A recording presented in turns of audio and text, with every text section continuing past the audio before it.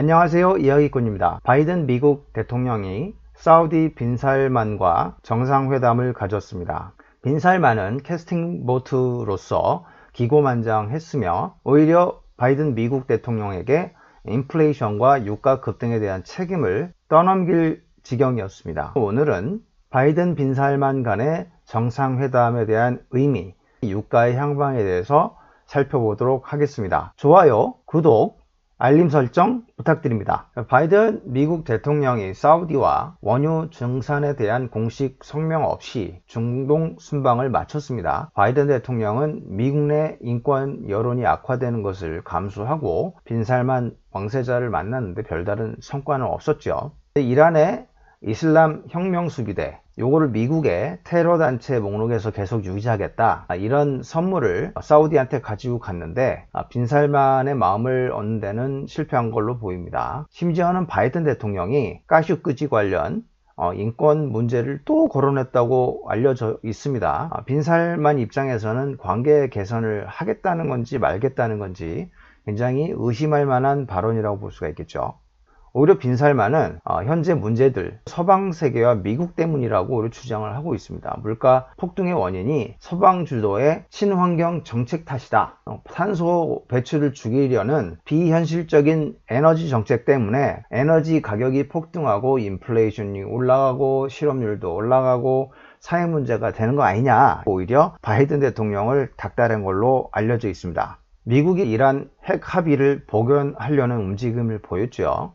트럼프 대통령이 이거를 무효로 한 이유는 사우디와 이스라엘의 입장을 고려해서 그렇게 한 겁니다. 바이든 대통령이 다시 이란 핵 합의를 복원하려는 움직임을 보이자 사우디와 이스라엘 모두에게 지금 좋지 못한 인상을 주고 있어요. 그래서 중동 정세 안정화를 미국이 원하는지 아니면 관심이 없는 건지 의심하게 만드는 상황이었죠. 그래서 바이든 대통령이 이스라엘 방문할 때 이란 관련 공동 성명을 발표하려고 했던 겁니다. 여전히 이견이 있습니다. 이스라엘은 이란에게 군사적 강제력이 필요하다. 하지만 미국은 외교적으로 풀어야 된다. 결국 바이든 미국 대통령은 미국 이스라엘 공동 성명에서 이란의 핵무기를 허용하지 않겠다라는 것을 다시 한번 강조했습니다. 이렇게 미국이 이스라엘과 사우디 중재에 나서는 이유는 이스라엘과 사우디의 공동의 적이 바로 이란이기 때문이죠. 사우디는 수니파의 맹주고 이란은 시아파의 맹주입니다. 두 국가는 반목을 하게 돼 있고요. 이스라엘과 사우디의 연합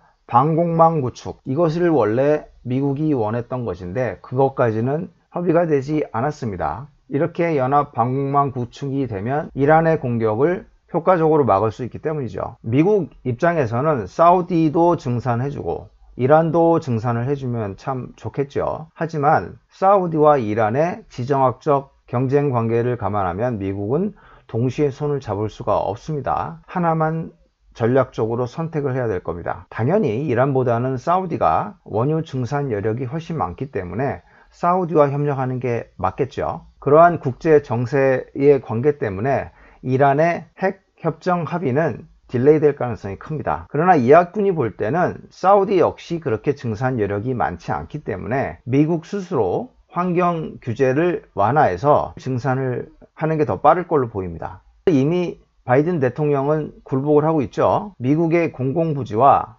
해양에서 원유와 가스의 시추를 금지하겠다는 게 원래 공약이었는데 공공분지 임대를 재개했고 내무부를 통해서 신규 시추 허가를 추진하고 있습니다. 코노코필립스라는 회사가 있죠. 워런 버핏께서도 투자했던 회사인데 알래스카주 북부 유전인 노스 슬로프의 석유 시추 프로젝트를 다시 추진하는 걸로 결정이 되었습니다. 미국 역시 셰일 가스와 셰일 원유 증산을 위해서 노력을 하고 있는 걸로 보입니다. 말씀드린 대로 사우디의 증산 여력이 그렇게 많지는 않습니다. 이번에 사우디 외무장관이 발표한 거에 의하면 하루 1300만 배럴이 사우디가 할 수 있는 캐파 최대고 현재 75만 배럴 정도 증산 계획이기 때문에 그 이상은 증산할 수 없다는, 다른 자료에 의하면 현재 사우디의 일일 최대 생산량은 1200만 배럴입니다. 1050만 배럴 정도를 현재 생산하고 있기 때문에 추가 증산은 해봐야 일일 150만 배럴에 불과하다. 전체 캐파는 1300만, 1200만 좀 다르긴 하지만 최대로 증산할 수 있는 물량이 100만 배럴 전후밖에 안 된다는 거죠. 근데 러시아로 인해서 부족해진 원유가 100만 배럴 훨씬 이상이 됩니다. 500만 배럴이냐 의견이 분분한데 100만 배럴 가지고는 안 되는 거죠. 심지어는 지금 국제 유가가 올라가니까 사우디는 러시아산 원유를 수입하는 걸로 알려졌습니다. 저렴한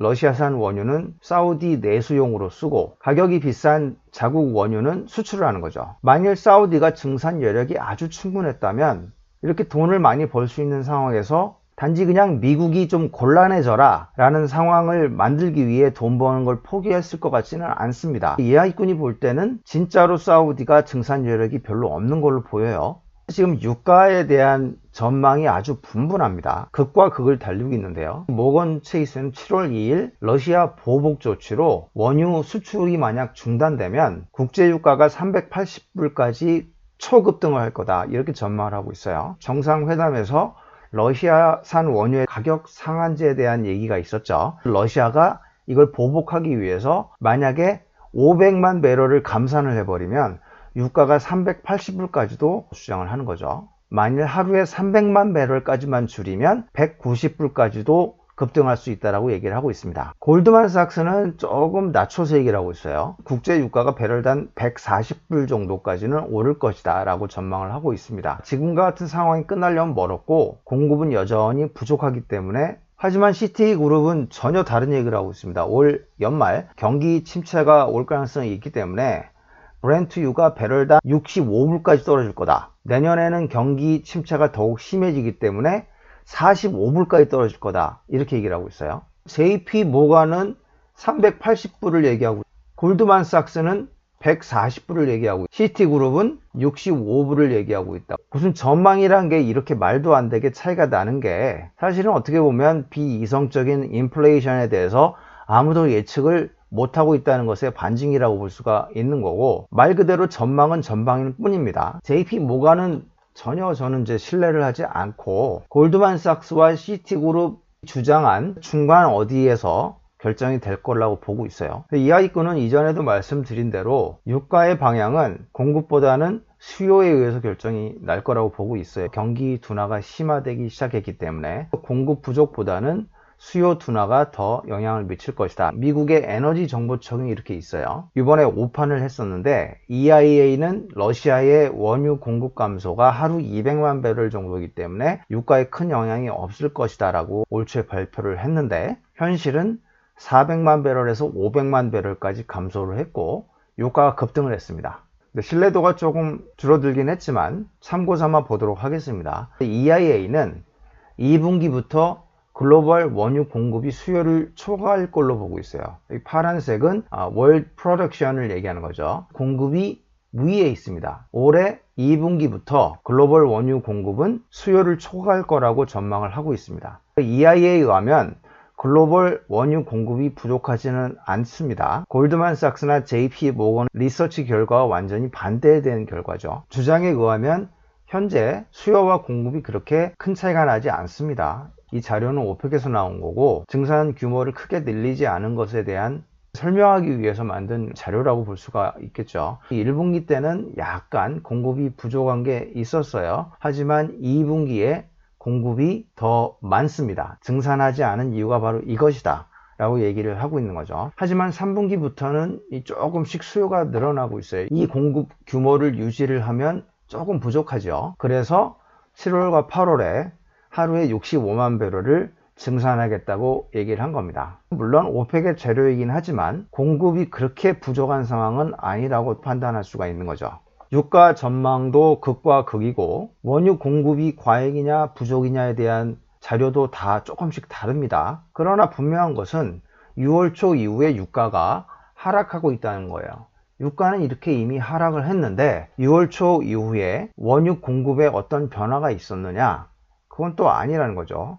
특별히 상황이 바뀌지 않았음에도 불구하고 유가가 이렇게 하락을 했다는 얘기는 공급보다는 수요의 원인이 있다고 판단을 하는 겁니다. 경기 둔화로 인해서 인플레이션이 완화되고 수요도 둔화되고 있다고 이야기꾼도 인플레이션이 완화됨에 따라 유가도 하향 안정화할 걸로 판단을 하고 있습니다. 계속 말씀드리지만 지금은 상품의 시대가 아니기 때문이에요. 물론 전망은 전망이기 때문에 너무 맹신하지는 마시기 바랍니다. 오늘은 기고만장 빈살만, 망신살 바이든의 주제로 국제 유가의 전망과 유가 공급에 대한 상황을 같이 살펴보았습니다. 결국 인플레이션 완화는 유가가 완화돼야 가능한 것이고 공급 상황보다는 경기 둔화로 인한 수요 둔화가 유가를 결정할 것으로 판단이 됩니다. 지금까지 시청해 주셔서 감사합니다.